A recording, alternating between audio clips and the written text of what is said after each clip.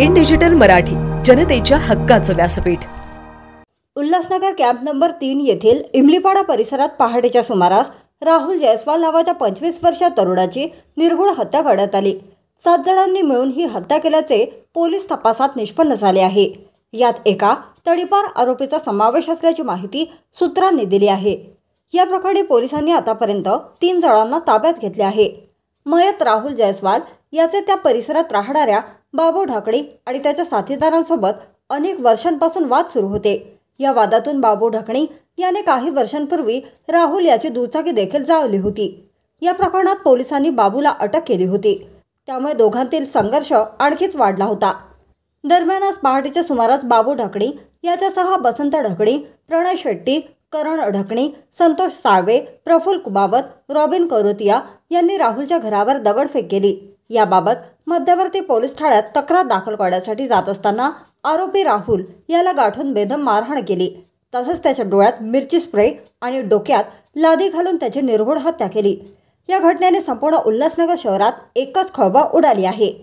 या प्रकरणात पोलीस आयुक्त डॉक्टर सुधाकर पठारे, सहाय्यक पोलीस आयुक्त अमोल कोळी, वरिष्ठ पोलीस निरीक्षक विजय वाघमारे यांच्या मार्गदर्शनाखाली गुन्हे शोध पथकाने विविध ठिकाणी छापे मारून बसंत ढाकणे, प्रणय शेट्टी आणि संतोष साळवे या 3 जणांना अटक केली आहे।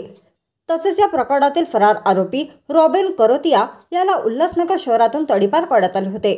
मात्र तरी देखील तो पोलीस प्रशासनाची फसवणूक करून उल्हासनगर शहरात वावरत होता।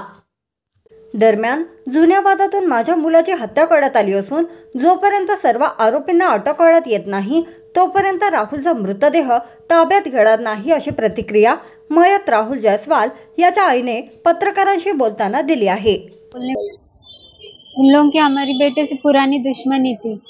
गाड़ी के मामले में पहले हम लोगों ने बोला था, वही दुश्मनी उन लोगों ने निकाल दिया मेरे पास। मेरा नाम आशा है, मैं फालोर लाइन में रहती हूँ। कल रात को मेरे बेटे को इन लोगों ने पुरानी दुश्मनी थी, पहले गाड़ी का वो मामला बोला था, तो वही दुश्मनी वो लोगों ने निकाल दी। कल रात को आए थे, हमारा दरवाजा तोड़ा, कांच के बोतल वोटल फेंक के मारा और मेरा बेटा बाहर निकला कोने देखने के लिए, तो ये लोगों ने उसको पकड़ के उधर ही जगह पे मार डाला मेरे बच्चे को। अभी जितने भी मेरे बेटे का कातिल दुश्मनी निकाला है उनको अरेस्ट कर दो बस। हम लोग जब तक अरेस्ट नहीं करेंगे हमारी जान को भी खतरा है, हम बॉडी नहीं लेंगे बच्चे की। ये रात्री मध्यरात्रीची 3:30ची घटना आहे।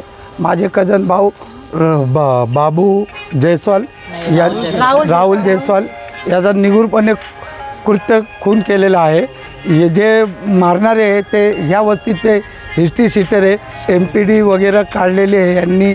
यांच्यावर तडीपार वगैरे झालेली आहे, यांच्यावर तडीपार वगैरे गुन्हे सगळे झालेले आहे। ह्या वस्तीमध्ये यांची फार दहशत आहे, यांची अख्खी वस्ती घाबरती आणि जेव्हापर्यंत हे मुख्य आरोपी आम्हाला ताब्यात पोलीस घेत नाही तोवर आम्ही आमची बॉडी हातात घेणार नाही, तोवर आम्ही इथं चौकीसमोर उपोषणाला बसणार। जवळ हे सराईत गुन्हेगार जे मुख्य आरोपी रे यांच्यावर मोका अंतर्गत कारवाई होणार नाही तोवर आम्हाला आमची तक्रार आहे की आम्ही पोलीस हीच विनंती आम्हाला पोलीस शासनाकडनं की यांच्यावर मोका अंतर्गत कारवाई करावं, कारण की ही अख्खी वस्ती दहशत खाल्लेली आहे।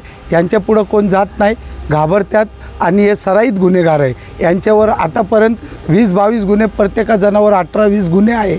MPD, तडीपार असे मोठे मोठे गुन्हे। कृपया करून शासनाकडे आम्हाला ही विनंती आहे की आमची मागणी पूर्ण करावी।